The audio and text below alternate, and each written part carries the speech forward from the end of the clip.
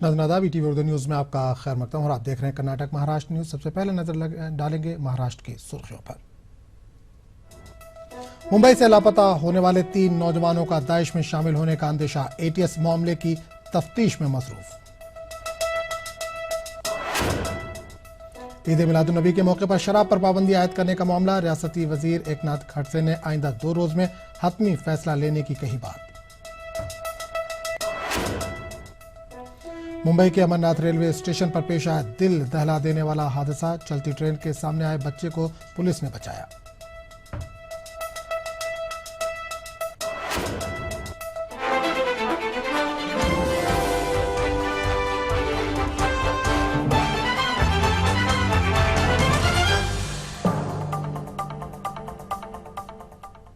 और खबरों की तफसील। मुंबई के मालवानी से लापता हुए 3 नौजवानों के दाइश में शामिल होने का खदशा जाहिर किया जा रहा है। ATS जराये के मुताबिक मालवानी से मोहसिन और वाजिद 16 दिसंबर को लापता हुए, जबकि अयाज नामी नौजवान 30 अक्टूबर को लापता हुआ था। ATS को शक है कि ये तीनों दाइश में शामिल हो सकते हैं। 23 साला Ayaz second year drop out student है, जिसके बारे में यह कहा जा रहा है कि वो शाम पहुंच चुका है, जबकि वाजिद तिजारती कारोबार से जुड़ा था। वहीं मोहसिन शेख पेशे से रिक्शा ड्राइवर है।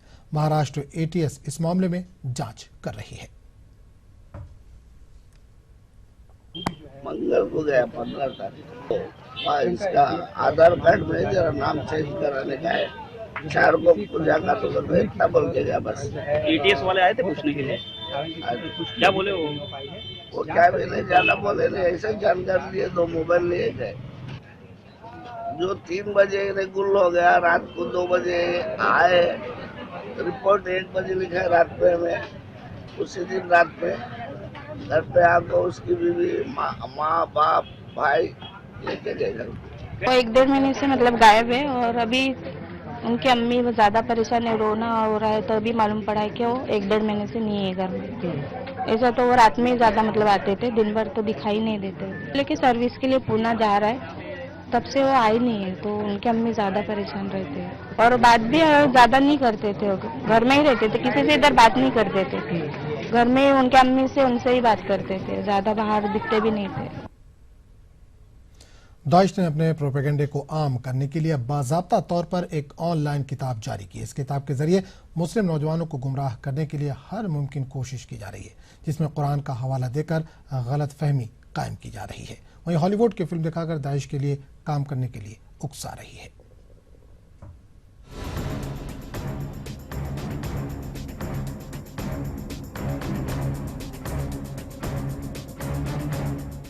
मौजूदा दौर में इंसानियत के सबसे बड़े दुश्मन दाइश के खोखलेपन और दोहरे म्यार की एक बार फिर पोल खुल गई। जी हां, जहां IS मुसलमान नौजवानों को गुमराह करने के लिए कुरान शरीफ की चुनिंदा आयतों का सहारा ले रहा है, वहीं इस्लामी कट्टरता का दम भरने वाला दाइश अब हॉलीवुड की फिल्मों का भी सहारा ले रहा है।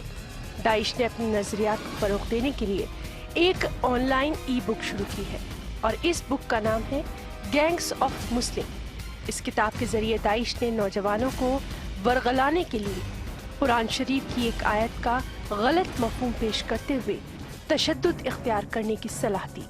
जांच एजेंसियों ने जब दाइश के इस प्रोपेगेंडे का नोटिस लिया तो फौरन 45 सफ़ात पर मुश्तमिल इस किताब को पुलिस ने ब्लॉक कर दिया।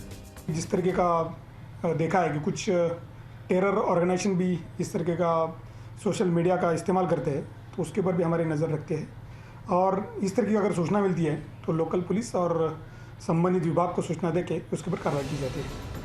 कुरान शरीफ की आयतों के अलावा दाइश नौजवानों को गुमराह करने के लिए हॉलीवुड का सहारा लेने की हिदायत दे रहा है। दाइश के मुताबिक हॉलीवुड फिल्म होम अलोन को देखा जाए, जिसमें 2 मासूम बच्चे कैसे अपने घर की हिफाजत करते हैं। इसी तरह नौजवान भी इस्लामिक स्टेट की हिफाजत करने के लिए आगे आए। दाइश की इस किताब का सबसे खतरनाक पहलू जानकर जांच एजेंसियों के पैरों तले जमीन खिसक गई है। इस किताब के 20 से 25 सफ़ात पर बम बनाने की हैरत अंगेज तौर पर बाकायदा ट्रेनिंग दी गई है और इस खतरनाक मालूमात को पढ़कर कोई भी शख्स आसानी के साथ बम बना सकता है। जहां इस किताब को ब्लॉक कर दिया गया, वहीं क्राइम ब्रांच और ATS उन लोगों की भी तलाश कर रही है जो इसे अभी तक डाउनलोड कर चुके हैं। दरअसल पेरिस आतंकी हमले के बाद दुनिया भर में उठ रही मुस्लिम आवाज़ों से आईएसआईएस पूरी तरह से बौखला गया है। इसलिए वह ऐसी किताबों के जरिए कुरान शरीफ की आयतों का इस्तेमाल कर रहा है ताकि ज़्यादा से ज़्यादा मुस्लिम युवकों को बरगलाया जा सके। लेकिन शायद अब आईएसआईएस को ये समझ लेना चाहिए कि मुसलमान अपने खुदा, अपने पैगंबर और उनके पैगामात को बखूबी समझते हैं, इसलिए अब वो उसके झांसे में आने वाले नहीं। कैमरा पर्सन अमोल के साथ फैजान खान, ETV न्यूज़, मुंबई। मुंबई के करीब अमरनाथ रेलवे स्टेशन पर एक बहादुर पुलिस मुलाजिम की होशियारी और तेज रफ्तारी से एक बच्चे की जान बच गई। इस पूरे हादसे की तस्वीरें CCTV कैमरे में कैद हो गई। संदीप भोपड़े नामी पुलिस ने एक बच्चे को उस वक्त बचाया जब वो ट्रेन की जद में आ गया। दरअसल यह हादसा उस वक्त हुआ जब बच्चा अपने वालिद को बुलाने के लिए दूसरे प्लेटफॉर्म पर चला गया। वापसी पर बच्चे को आती ट्रेन का एहसास नहीं हुआ। इस दौरान बच्चे और ट्रेन के दरमियान बहुत ही कम फासले पर भोपड़े की नजर पड़ी। भोपड़े ने फौरन ही इस बच्चे को बहादुरी से ऊपर खींच लिया, जिसकी वजह से इस बच्चे की जान बच गई।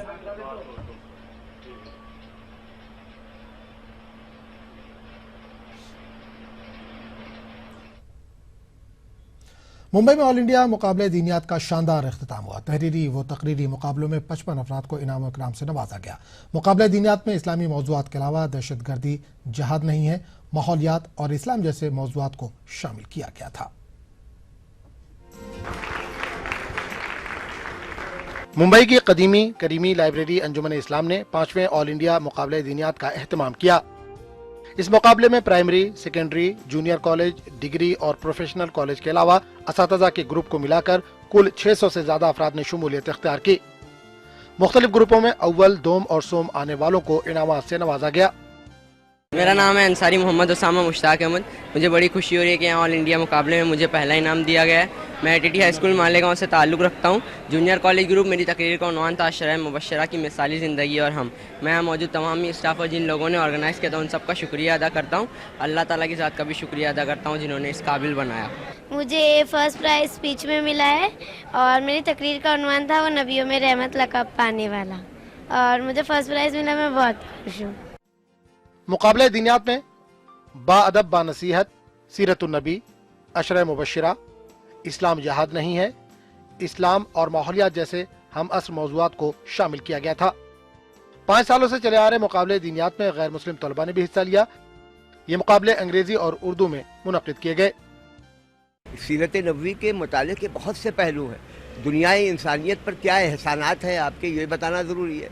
लड़कियों की और औरतों की और ग़ुलामों की क्या हैसियत थी आपकी आमद से पहले, उसके बाद किस तरह इनकलाब हुआ, तो वो बताया गया उनके बारे में। रहमत को एलिबरेट किया गया। हज़रत अशरा मुबश्शरा की मिसाली ज़िंदगी और हम जूनियर कॉलेज का एक उन्वान था, उस सिलसिले में बातचीत हुई और बड़ी अच्छी खूबसूरत तकरीर हुई। मुकाबले दीनियात महाराष्ट्र के उर्दू स्कूलों के तलबा तालबात के लिए दिलचस्पी का मरकज रहता है। मुकाबले में मालेगांव, पुणे और मुंबई के स्कूलों के तलबा तालबात ने बाजी मारी। ETV news, Mumbai. ईद मिलादुन्नबी के मौके पर शराब पर पाबंदी आयद करने के मुतालबे पर रियासती वजीर एकनाथ खड़से ने कहा कि फिलहाल हुकूमत ने इस मामले में कोई फैसला नहीं लिया है। चूंकि ईद मिलादुन्नबी और क्रिसमस दोनों त्यौहार एक साथ आ रहे हैं, इसलिए हमें दोनों मजहब के मानने वालों का ख्याल रखना है। आइंदा 2 रोज में हम इस मामले पर फैसला लेंगे। वादरा के मुस्लिम अरकान असम्बली ने हुकूमत को खत लिखकर ईद मिलादुन्नबी के मौके पर शराब पर पाबंदी आयद करने का मुतालबा किया था। इस मामले पर नागपुर असम्बली में बहस होने का अंदेशा जाहिर किया जा रहा है। जश्न मिलादुन्नबी की मुनासिबत से नांदेड़ के इतवारा पुलिस स्टेशन में एक अमन मीटिंग का इनेकाद किया गया। मीटिंग में मिलाद जुलूस के दौरान DJ और मोटरसाइकिल रैली के इस्तेमाल न करने का अज़्म किया गया। वादर है कि मोहम्मद सलीम सौदागर की क़यादत में गुज़िश्ता साल पुरअमन तरीके से जुलूस निकाला गया था। मिलाद कमेटी ने अवाम से अपील की है कि वो पुरअमन तरीके से जुलूस में शिरकत करें।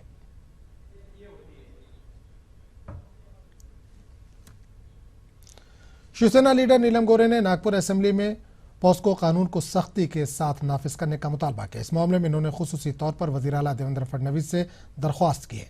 इसके साथ ही निर्भया केस पर अपने तासुरात बयान करते हुए इन्होंने कहा कि जल्द अज जल्द जुवेनाइल एक्ट को राज्यसभा में मंजूर किया जाए ताकि कोई भी इंसाफ से महरूम न रह सके। मुमरा की क्वीन मैरी इंग्लिश स्कूल की जानिब से रिजॉर्ट में पिकनिक पर गया एक तालिब इल्म हादसे का शिकार हो गया। हसन अली नामी तालिब इल्म का पैर झूले में फंसने से टूट गया। तालिब इल्म को फौरी अस्पताल में दाखिल किया गया। डॉक्टरों ने बच्चे की हालत नाजुक बताई है और खदशा जाहिर किया कि अगर जुम्बिश नहीं हुई तो बच्चा एक पैर से माजूर हो सकता है। अभी पोजीशन तो यही है सर कि उसके बच्चे का डॉक्टर ने 6 इंच पैर कटिंग करके और उसे वापस से ज्वाइन किया है और 48 आवर्स का उसने टाइम दिया है कि अगर उसके 48 आवर्स के अंदर बच्चे के पैर में मूवमेंट आएगी तो हम लोग और 3 ऑपरेशन करेंगे उसे लेवल में लेने के लिए, और अगर नहीं आई मूवमेंट और कुछ पॉइजनिंग वगैरह दिखा तो वो पैर को पूरा निकाल देंगे और बच्चे का वहाँ से पैकअप कर देंगे। स्कूल का तो कोई जवाब नहीं सर, वो तो ये अपनी कोई जवाबदारी ले ही नहीं रहे, जो कि सरासर हमने बच्चा भेजा उनकी रिस्पॉन्सिबिलिटी के ऊपर। फिलहाल वक्त हो चला एक ब्रेक का। ब्रेक के बाद लौटेंगे तो नजर डालेंगे कर्नाटक की खबरों पर।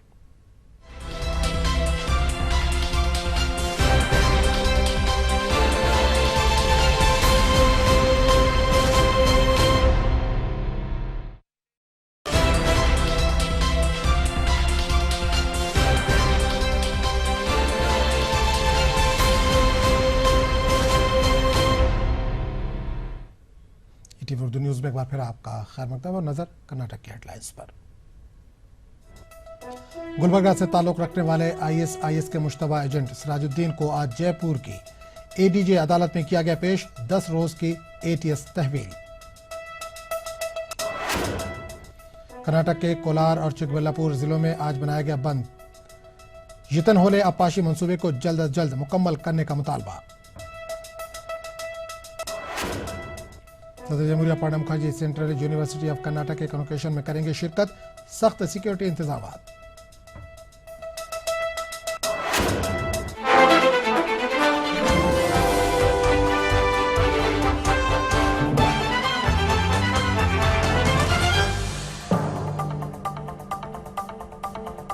और अब खबरों की तफसील।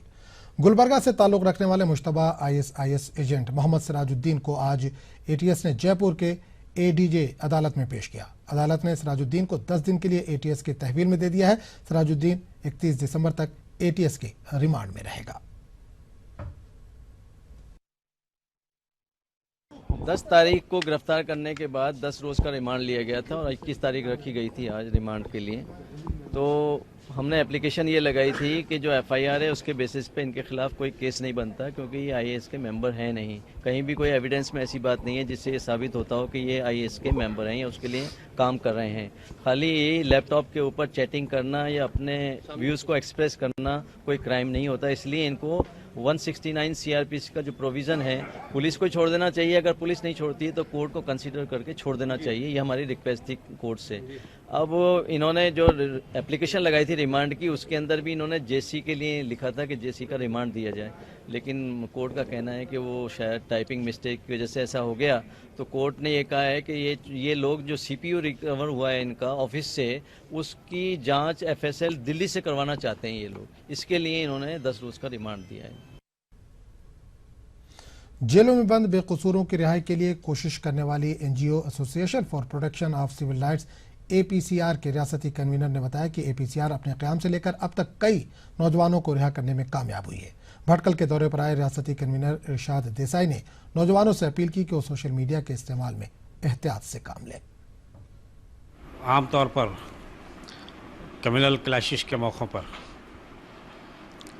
पुलिस बैलेंसिंग के लिए जो नौजवानों को गिरफ्तार करती है, उस मौके पर APCR irrespective of caste and religion बिला तफरीक मज़हब व मिल्लत नौजवानों जो इनोसेंट होते हैं, मासूम होते हैं, बेगुनाह होते हैं, उन नौजवानों के केस अपने हाथ में लेकर उन्हें रिहा करवाने की कोशिश किया और इसमें बड़ी हद तक जो है अल्लाह ताला ने जो है कामयाबी दी है। रायचूर जिले के सिंधुनूर के सिद्धरमा मठ के सिद्धेश्वर स्वामी जी ने कहा कि फ़िरका परस्ती और आत्म रवादारी की सूरत हाल मुल्क के हक में अच्छी बात नहीं है। सिद्धेश्वर स्वामी ने आज रायचूर में प्रेस कॉन्फ्रेंस से खिताब करते हुए कहा कि अवाम में भाईचारे और फ़िरका वाराना हम आहंगी को बढ़ावा देने के मकसद से 23 दिसंबर को जिले के सिंधुनूर में बैन मजहबी प्रोग्राम मुनाकिद किया जा रहा है। इन्होंने मजीद बताया कि सर्वधर्म सम्मेलन प्रोग्राम में मुख्तलिफ मज़ाहिब के रहनुमा शिरकत करेंगे।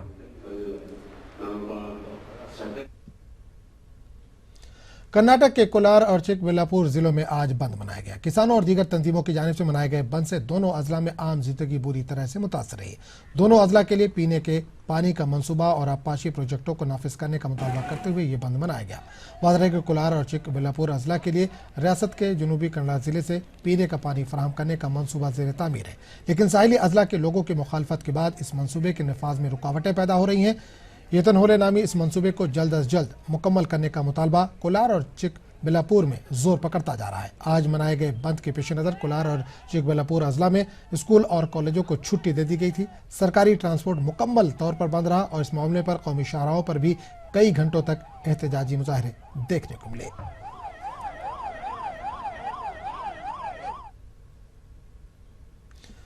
दिल्ली की निर्भया इस्मत रेजी मामले में नाबालिग मुलजिम को रिहा करने के खिलाफ तलबा तंजीम NSUI ने बेंगलुरु में दस्तखती मुहिम चलाई।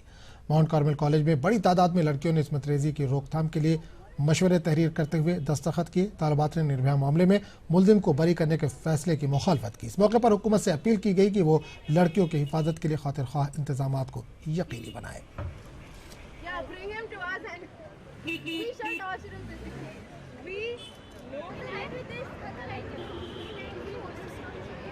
People like that juvenile guy is ruining our place, and I think he should be castrated or given to the public to be ripped apart. You know, sex education is a must at homes, and you know, in Indian culture and society, sex is not a very it's something which is not spoken about very much. The parents do not discuss it, and that's how things like rape and improper behavior comes out in young men. सदर जमहूरिया प्रणब मुखर्जी कल मुख्तसर वक्फे के लिए गुलबर्गा आएंगे। सदर जमहूरिया गुलबर्गा में central university of Karnataka के दूसरे कन्वोकेशन में कलीदी खुतबा देंगे। सदर जमहूरिया की आमद के पेश नज़र गुलबर्गा में सिक्योरिटी के वसी तर इंतजाम किए गए। यूनिवर्सिटी कन्वोकेशन में कल 744 तलबा को डिग्रियाँ दी जाएंगी। सदर जमहूरिया की आमद से कबल गुलबर्गा के आला पुलिस अफसरान ने सिक्योरिटी का जायजा लिया। The Central University of Karnataka is arranging the convocation on 22nd of the December in the ESI hospital, the Kalburgi. So we are very happy that the President of India, Sri Sanmanya Pranab Mukherjee is the gracing the occasion. The Honorable the President of the Governor of Karnataka, Vajubhai Vala is also the gracing the occasion. The Honorable Chief Minister of Karnataka, Siddaramaiah is also gracing the occasion. सदर जमहूरिया university में कलीदी खुतबा देने के बाद गुलबर्गा से फिर बीदर के लिए रवाना होंगे। बीदर से खुसूसी तैयारी के जरिए बेंगलुरु रवाना होंगे। बेंगलुरु में national institute of mental health and neuro science की इमारत का इफ्तिताह करेंगे। 22 दिसंबर को सदर जमहूरिया का क़याम बेंगलुरु में ही होगा। 23 दिसंबर को सदर जमहूरिया बेंगलुरु में ही किदवई मेमोरियल कैंसर इंस्टीट्यूट का संग बुनियाद रखेंगे। बुध को सदर जमहूरिया एक स्कूल की सालगिरह में भी शिरकत करेंगे।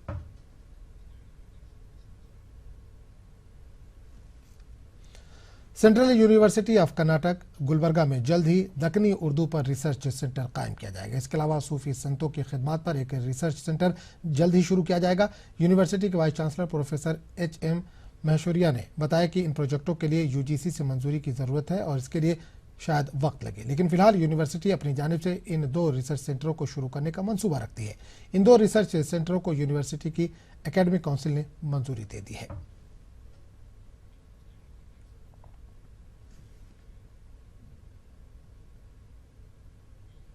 वक्फ जायदादों के तहफ़्फ़ुज़ और तरक्की के जरिए मुसलमानों के मुआशी, तालीमी और दीगर मसाइल हल हो सकते हैं। इसकी छोटी सी मिसाल बेंगलुरु का एक वक्फ इदारा है।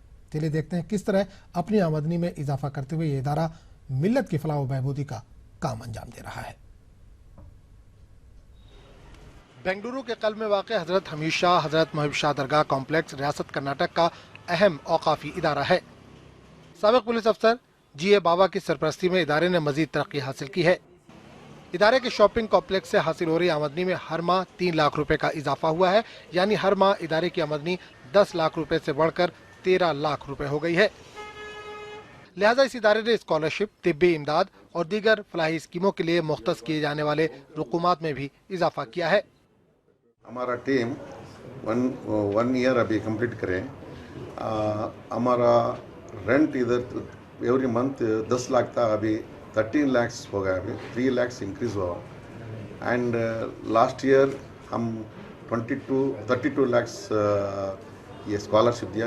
ये बार हम 44 lakhs 50,000 अमाउंट स्कॉलरशिप दिया। आमदनी का बढ़ाना तो आप देख रहे हैं, हमारी जितनी आमदनी बढ़ी, एक महीने में 4 लाख रुपए आमदनी बढ़ाना, 4 लाख 5 लाख के कोई मजाक नहीं है। यहाँ पर जो दिक्कतें हमने फेस की हैं, जहाँ पर हमारे लोगों से वो यहाँ के तमाम से हुआ है, उसके बावजूद भी आज भी कितने लोग हमारे नए किराएदार नए किराए पर नहीं माने हैं। उसके बावजूद अगरचे वो तमाम मान जाएं, और जैसा कि KSMB का आपने बाबा साहब ने बताया, उनसे अगरचे कुछ जगह वो हमको वापस दे रहे हैं, वो जगह वापस आ गई तो इंशाल्लाह और 3-4 लाख रुपए की आमदनी हमारी बढ़ जाएगी।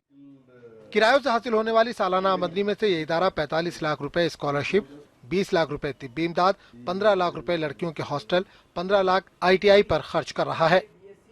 इसके अलावा एम्बुलेंस सर्विस और चंद दीगर फ्लाई खिदमात भी अंजाम दी जा रही हैं। जनवरी से इदारे ने 10वीं और 12वीं जमात के तलबा के लिए मुफ्त कोचिंग फराहम करने का भी फैसला किया है। वक्फ के जरिए मिल्लत की मौशी और तालीमी हालत मुस्तहकम हो सकती है। बेंगलुरु का ये वक्फ इदारा इसकी एक बेहतरीन मिसाल पेश कर रहा है। ETV news Bengaluru.